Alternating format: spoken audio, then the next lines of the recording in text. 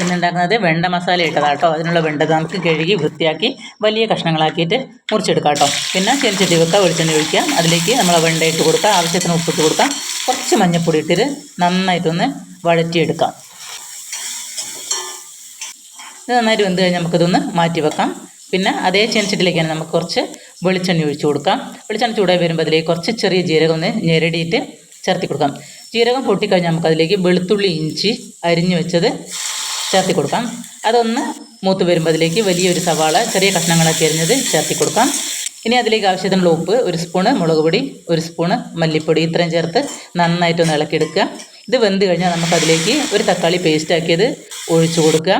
ഈ ബന്ദി മസാല ചോറിന് കൂട്ടാനും ചപ്പാത്തിക്ക് കൂട്ടാനും ഒക്കെ നല്ല ടേസ്റ്റ് കേട്ടോ. ഇത് വെന്ത് കഴിഞ്ഞാൽ നമുക്കതിലേക്ക് 2 വലിയ പച്ചമുളക് ചെറുതാക്കി ചേർത്തി കൊടുക്കാം. പിന്നെ നേരത്തെ വഴറ്റി വെച്ച വെണ്ടയും കൂടെ ചേർത്തി കൊടുക്കാം. പിന്നെ മല്ലിച്ചപ്പും കൂടെ ചേർത്ത് കഴിഞ്ഞാൽ നമ്മളെ ബന്ദി മസാല ഇവിടെ റെഡി ആയി കഴിഞ്ഞു കേട്ടോ. ഓക്കേ.